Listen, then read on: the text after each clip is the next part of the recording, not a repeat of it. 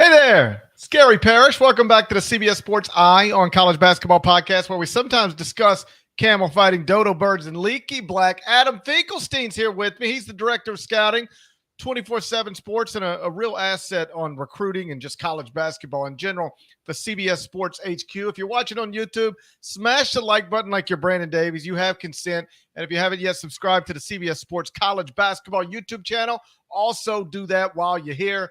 Let's get into it. The reason I wanted to talk to Adam today is because there's more recruiting news than anything else these days in the sport of college basketball.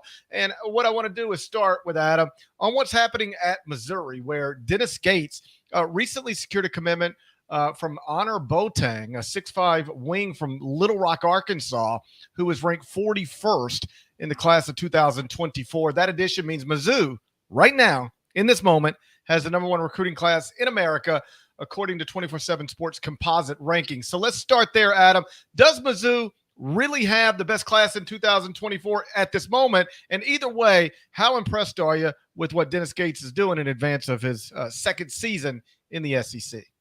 Yeah, I think they do because, sometimes the class rankings are basically a mathematical equation that don't always take fit into consideration. But in this instance, fit is a factor for Mizzou as well. So Dennis Gates is really getting it going. He's selling the success from last year in terms of sending two guys pro that were not necessarily on draft boards going into the season. And he's really selling this NBA style of play with positional versatility and really hanging his hat on player development. Now, obviously, NIL is the cloud that looms over every recruiting discussion these days. So I'm not even going to go there, but suffice it to say, we're just assuming it's competitive because nobody's going to get anything done these days if it's not. But beyond that, the player development, the track record that dates all the way back to Florida State of getting guys to the pros, that's really resonating. And he is resonating with these kids who are just believing in his message of player development, positional versatility, and getting guys to the league. Got four players in the class right now. It's Honor Boateng, 6'5" wing. He's ranked 41st in the country. Then there's Peyton Marshall, a 7-foot center, 57th in the country. Marcus Allen, 6'6" wing, 63rd in the country. Teal Barrett, 6'4" point guard, 88th in the country. So that's four top 90 guys in the country. It's interesting because, we're still in September of 2023. These are guys who will play college basketball, not this upcoming season, but the next season. I just sort of skimmed through. Most schools right now have like one commitment or two. Missouri has four. Let me ask you, obviously, Dennis Gates has prioritized the high school ranks. There's no way to get four commitments before October 1st if you haven't. How much has, you mentioned NIL and the one-time transfer waiver, changed the way staffs are prioritizing high school basketball players? I know Missouri still is, but it seems like certainly the numbers have been shifted a little bit at most places. I think the biggest change is in relation to the calendar. What we saw last year and what I expect to continue this year was a big emphasis on high school players throughout the course of the summer and heading into the early signing period, and then almost a ceasefire through the course of the college season and even the high school season. I've never seen less foot traffic during the high school season in terms of college coaches on the road recruiting than I did last year. So I think, and this is a generalization, obviously it doesn't apply to everyone, but I think for the most part, the strategy is to land players who coaches believe can be immediate impact talent and to get them early, get them done by the early signing period, and then focus on their team and whatever additions they need after the course of the season to focus on the portal. What I will tell you, GP, is the schools that go into the fall saying, oh, we're going to get what we need in the portal. We've only got three. We're going to be able to get three guys in the portal. They end up being behind the eight ball in the spring because inevitably they end up with six because three guys seem to leave every program. And it's really hard to get six good players in the portal right now. You mentioned Dennis Gates. Obviously, he has prospects believing in him. I think he's got Mizzou fans believing in him, just college basketball fans in general believing in him. He's really been terrific, and not just at Mizzou last season, even before that. His past 3 years, which would include 2 at Cleveland State and 1 at Missouri. His past 3 years as a head coach, 64-29 overall, 42-17 in his league, 2 conference titles, 2 NCAA tournament appearances. What's your experience like over the years with Dennis Gates? Was he somebody who, when you saw him working at the assistant coach level, you could see what you thought you needed to see to recognize this guy's going to be a successful high major head coach someday?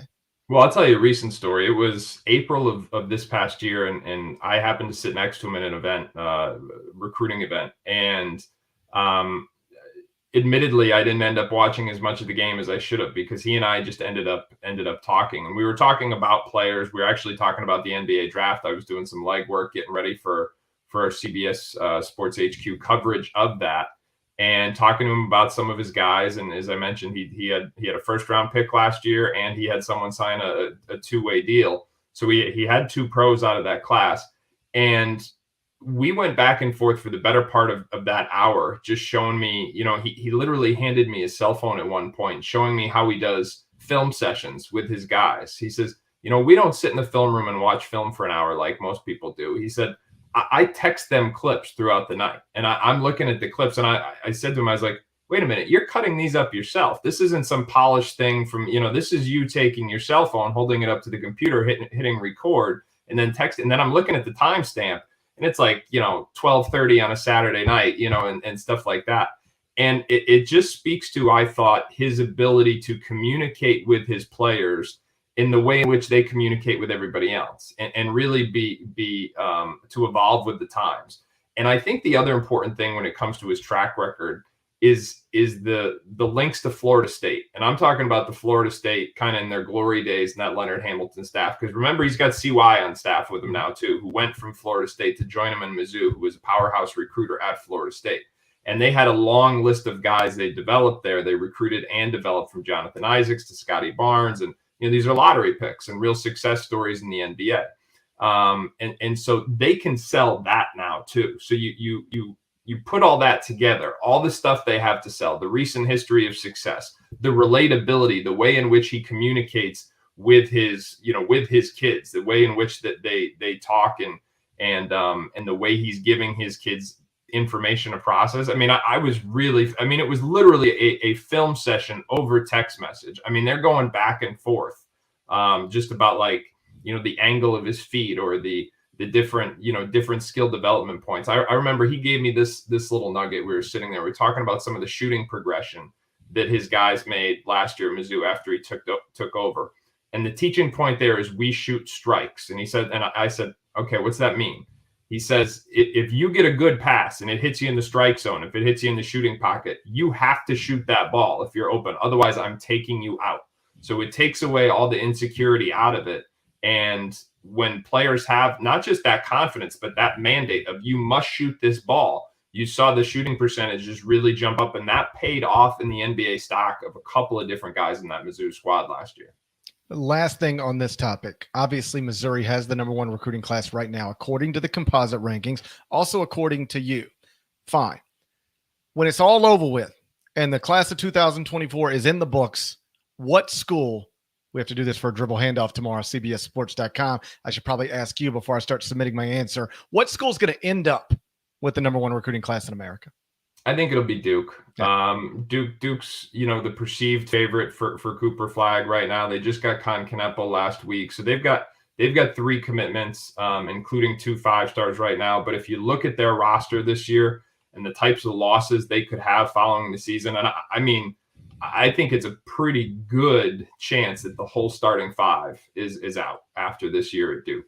So they're going to need to still be recruiting at a really high level. And you look at the players they're still involved with, from Cooper Flagg, who's the number 1 prospect in the country, Patrick Ngumba, who's one of the best big men in the country, VJ Edgecombe, who's a top 10 player in the class. So they've got and Dylan Harper, of course, who, we thought was debating between them and Rutgers, where his brother played, but now is going to be taking some more visits. So they've still got as many 5-star targets left on the board as anyone in the country, and they have to land I think at least 2 more of them. So that would give them 4 5-star prospects, and I think that would be good enough for the number 1 class in the country. So Adam Finklestein thinks Duke will ultimately end up with the number 1 recruiting class in 2024, and there's a good chance, whether they do that or not, they could end up with the number 1 recruiting class in 2025, because that's a class that features Cameron and Caden Boozer, whose father, of course, their father played at Duke. Regardless, they visited Kentucky this past weekend. So here's the question I'm going to ask Adam next. Will Carlos Boozer's sons really go somewhere other than Duke to play college basketball? I'll get an answer in a second. First, though, quickly, a word from our partners. There's no Belichickery here. When Sunday football isn't enough. Dislike that take. Great take. That other pregame show will put you over the tops. I'm all in. Let's go viral here. Every Sunday, all the insight you need on CBS Sports Network. So Cameron and Caden Boozer reportedly visited Kentucky this past weekend. Cameron Boozer, of course, number 1 ranked player in the class of 2025. His brother, also a top 20 player in that class. Their father was an All-American at Duke. This weekend, they're at Kentucky. Could you see the Boozer boys, as they say, going somewhere other than Duke? I think it's possible. I think I'll just say this is that, they have 2 parents, and everybody talks about, their dad and where he played. But I think a really important part of this one is what does mom think? And, this is, there's a couple different perspectives to consider here, and everybody is only talking about where dad played. But there's a couple different voices to consider here. And, this as well as I do, GP, like Duke and Kentucky, they really don't recruit against each other as often as you think. It's almost like they kind of establish first, like, is this a Duke kid or is this a Kentucky kid? It's very rare that you see them go head to head for somebody right now. Like Kentucky's not recruiting Cooper Flagg. You know what I mean? Like Duke's recruiting against Kansas and UConn for him. The guys that Kentucky is recruiting, Duke isn't recruiting this year. So there's really not much overlap. It's certainly not although they are kind of the 2 biggest brands in the world of recruiting, I don't know that they go head to head as often as they did maybe 5 years ago. So for the Boozers to take a visit to Kentucky shows you that at least Kentucky thinks like, hey, we're going to take a swing at this one here. And there are plenty of other schools that are going to do that too, because the messaging from the family is that this is not a foregone conclusion that they just end up at Duke. It's certainly a possibility, but Duke's got to recruit them. And this is not like, hey, your dad played here, so you're going to play here too. It's not an automatic. And I think last week's visit, if any, more than anything else, it was indicative of that very, very theme, is that this is not a granted for Duke. It's possible, but it's not automatic. You mentioned Cooper Flagg, and we'll get to his recruitment in a moment, but obviously he has, in recent months, reclassified. He was originally in the class with the Boozers to 2025. Now he's 24. There was a lot of talk in the summer about how no school wanted or needed Cooper Flagg to reclass more than Duke, because they wanted Cooper Flagg to be in a different class than Cameron Boozer, because there was some thought that Duke could get them both, but they didn't want to play together. And now Cooper Flagg would theoretically be a one and done, gone before Cameron Boozer even enrolls. Any substance to that at all, what I just described? That was complicated by the fact that both Cooper Flagg and Cameron Boozer are twins. Cooper's twin brother Ace has remained in the class of 2025. He's at Montverde. And so it wasn't just, can these 2 play together? It was, if they both want to go to school with their twin brother, Cameron with Caden, of course, can all 4 of them fit on the roster, and are that many scholarships available to allocate and still get what you need to get? So I think that was the math behind it. I don't have any question that Cam Boozer and Cooper Flagg could not only play together, but could flourish together. I don't think that's going to happen, because I think, unless Cameron ends up reclassifying up, Cooper is certainly expected to be on a one and done path.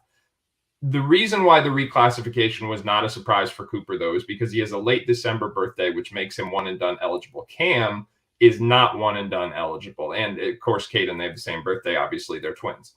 But so if they were to reclassify up, which doesn't have anywhere near the same momentum, but some people are wondering, because we've already had a player do that, go from 2025 to 2024, and that's Jaden Quaintance. Jaden Quaintance is currently a top 10 prospect in the class of 2024, but he would be an ultra young college freshman next year. In fact, he is not age eligible to be one and done. So it's kind of like that Amani Bates situation back from a couple of years ago. Interestingly enough, he just visited Missouri. So he could be the last piece to Dennis Gates's class. He's also considering Cincinnati. He's also considering Kentucky. I think he's going to consider G League Ignite as well, because it would give him a professional pathway sooner than he would otherwise have access to it. So those are some of the questions. But as it relates to your original point about, needing Cooper to reclassify up, I think Duke, I think it was more about the fact that Cooper was just so good this spring and summer. There was so much NBA attention, and he was one and done eligible. I really think that was the driving force. I do want you to update us on his recruitment. Obviously now number one prospect in 2024, visited UConn this past weekend. What's the latest on the reclassified phenom from the state of Maine? The state of Maine. How about that? He's considering 3 schools, UConn, Kansas, and Duke. Now each school was trying to get him on their campus for their big fall event. As a UConn alum, I can tell you that the football game doesn't really do the trick over there in Stores. But for UConn, what they were really hoping to do was get him on campus for their ring ceremony from last year. He's going to be playing on national television that week in Las Vegas, though, so that wasn't possible. Kansas and Duke both bringing him in for their respective Midnight Madness type celebrations. So he's going to take those visits, and ultimately he will choose among one of those 3, is what we are led to believe, with Duke being the perceived favorite. So we'll see how that goes. Do you have any questions about him? Not to get too off the subject, but forget college. As an NBA prospect, is Cooper Flagg a sure thing to you, or is there some things that are sources of concern? I think that anytime you're talking about a 16-year-old kid, there are uncertainties. And I think that some of the hyperbole, let me preface it by this. I think it is unfair to put the type of expectations. I mentioned Amani Bates earlier. I've said this before many times now, but I think as a whole, this community, meaning the grassroots basketball community, and in particular people who work at major media outlets, should have learned lessons based on what happened to Amani Bates and how we label these kids at such an early age. So I know for myself, I have. So I try and be very deliberate with some of the words I use and expectations that I put on these kids, while still acknowledging how special and unique their ability is. Cooper is, let me say this unequivocally, he's the best prospect in high school basketball, in my opinion. But some of the things that I've heard thrown out over the course of the last month or two, like better than Wembanyama, best prospect since LeBron, it's like, hold on a minute, and look, again, let me be clear. That is not a knock on Cooper whatsoever. It's just to say, like, people just get so caught up in wanting to be right first, and say, I knew it first. And if you look at Cooper's numbers, they were spectacular last year. But he was playing in the E16 division. He wasn't even in like the full EYBL. You look at his numbers at Montverde last year, averaged 9 points per game. He was the 4th leading scorer on that team. So there are still some things to prove without question. But as I said, I think he is the best prospect in high school basketball. He is, I've said this before as well, he's the best shot blocker I've seen at his age who's not 7 feet tall. I mean, his defensive instincts are off the charts. He is A+ in competitiveness, in intelligence, and in versatility on both ends of the floor. He's a terrific prospect. But anytime you're 16 years old, you've got lots of questions still left to answer. If you go back to Peach Jam, that is when, even though people expected him to reclass, technically Cameron Boozer and Cooper Flagg were in the same class at that point. Mm-hmm. And I was just sort of asking coaches, whenever I sat down, like you did with Dennis at an event, sit down with coaches, I'm just sort of picking their brains, like, hey, how much you seen Cooper? How much you seen Cameron? What do you think? And the I don't know if it was the consensus, but what I heard from multiple coaches is obviously they're both special talents. Mm-hmm. You can't be ranked this way, regarded this way, without being a special talent. What I had multiple coaches tell me was that if you were trying to win a game this weekend, they would rather have Cooper Flagg than Cameron Boozer. But if you were trying to win a game in 6 years, they would rather have Cameron Boozer over Cooper Flagg. Do you subscribe to any of that? I don't know. What I will tell you is that 3 months prior to that, I think that Cam Boozer was the player that most people were saying was the best player in high school basketball. I think part of the context gets lost among people because you go to Peach Jam and the whole basketball community is there. And so that's your best opportunity for people to kind of get a sense of these guys. Cam Boozer was sick that week, like playing through illness that week. And that was not the best version of Cam Boozer. I think Cam Boozer has an incredibly high floor, meaning, I think he's a guy who's going to be really hard to miss. Exactly, what his upside is, what his ceiling is, I think that remains to be seen. But we're talking about a guy who's 6'9", who's really skilled, who's incredibly smart. I mean, a big time passer, moves laterally really, really well. There's still some things he needs to add. He too played in the 16 and under division this year. And, I think both of those guys could have played in 17 and under and been just fine. AJ DeBonta, who's currently a sophomore, although I think he'll end up in the 2025 class. He led the Peach Jam in scoring this year. So he's another one of those young players in that same conversation with those two among in my opinion, the best three prospects in high school basketball. So I won't hold you to it, but just to get it on the record, while recognizing a whole lot of stuff can change between now and then, would it be your prediction based in this moment in time that Cooper Flagg enrolls at Duke, plays one season, and then Cameron Boozer enrolls at Duke, plays one season? Is that what you're expecting? I'm expecting both of them to be currently on a one and done track. I think Duke is the favorite for both at this point, but I do think there are going to be more surprises in the Boozer's recruitment than people necessarily expect. That's interesting. Got one last thing I want to touch on before we get out of here, and that's because Kansas secured a commitment on Monday night from a top 30 prospect in the class of 2024. His name's Labaron Philon. I'm going to ask Finklestein about him next, but first, one more word from our partners. We need your sports news anywhere. We've got breaking news to bring you. Then get your sports anytime you want them. Big trade news overnight to discuss. Because we know you need sports all the time. A lot of movement in the rankings this week. A legend adds to their legacy. We're bringing you that breaking news right here on HQ. CBS Sports HQ, anywhere, anytime, all the time. Labaron Philon has announced that he is going to play college basketball at Kansas for Bill Self. He is a 6'3" point guard from Mobile, Alabama, number 27 in the class of 2024. He was previously committed to Auburn, decommitted. Now he's going to be a Kansas Jayhawk. First, to the best of your ability, what happened at Auburn? Well, they got a commitment from Tahad Pettiford as well. So I think there was, it got a little crowded there. And as I said, there's NIL looms over every recruiting issue and going on right now. And so it's speculation to say exactly what happened. But I think certainly, the backcourt started to get a little crowded. So he's a top 30 player in his class. What type of point guard is Kansas getting here?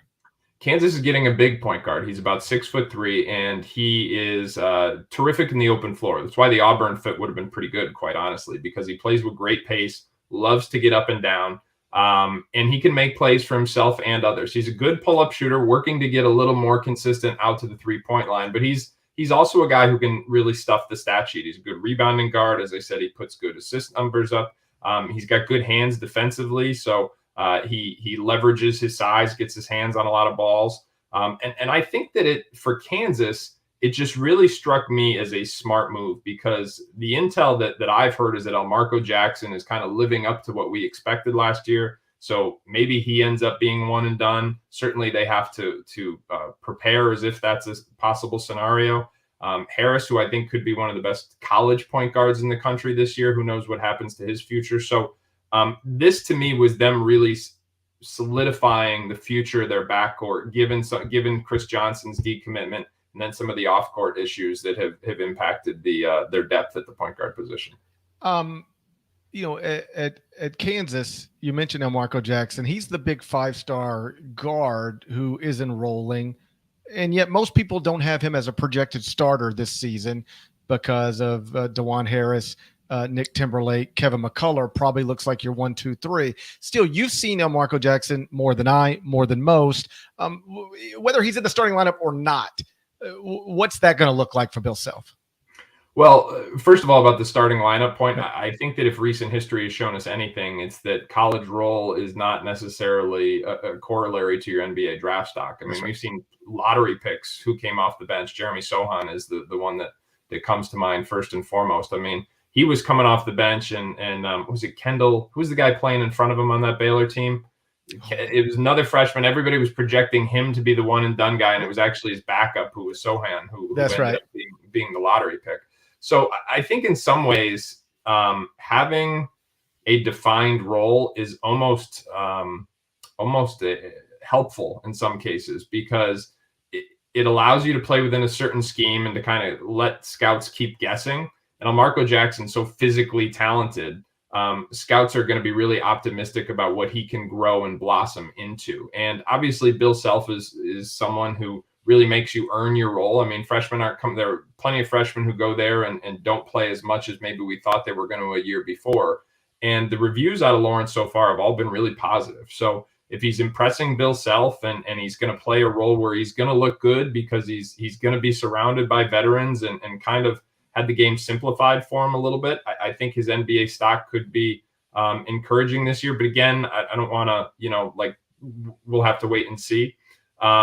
But I think you put him in a situation, especially without Arterio Morris now, where he could be a guy who comes in, plays a lot of secondary ball handler, where he's able to put some pressure on the rim, assert himself defensively. I mean, this is a big, strong, athletic guard who has always taken pride in his ability on the defensive end of the floor. And I think is going to be able to kind of live up to that bar that Kansas sets on that end of the floor. And so I think even if it's in a sixth-man role, I think having the luxury of having that kind of experience around him on a winning team where he's not going to have to put up 20 points per game to intrigue NBA scouts. I think this could really be a good situation for him.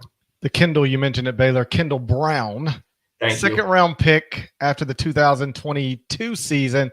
He appeared in 6 games last season for the Indiana Pacers. Arterio Morris, we're talking Kansas right now based off of the commitment the Jayhawks secured Monday night. Obviously, he had issues off the court before he played at Texas, transfers to Kansas, another issue off the court. His career is very much up in the air right now. Is this a young man who had a terrible reputation throughout the grassroots? Is this something people talked about, or is this just some like when you first heard Arterio Morris has been accused of this? Was it like, yeah, that sort of lines up, or, oh, wow, I would have never imagined this young man being involved in stuff like this? You know, he was a player that was he played in the Under Armour Rise circuit. So he wasn't one of these guys that he was kind of emerging late. So we didn't have the same length of intel on him, didn't have the same amount of due diligence. That having been said, I think the expectation was that there were going to be some growing pains. Now, the types of issues he's had in the last 2 years, those are obviously really, really significant. I wouldn't want to speculate on any past around that. But I can say that I hadn't heard anything like this before those accusations that first popped up last year at Texas. But he was someone that, from a basketball perspective, he was someone that we all knew was going to have to kind of acclimate to learning to play within the context of a college system and incorporate his tools. The term within coaches is he's got to learn how to play.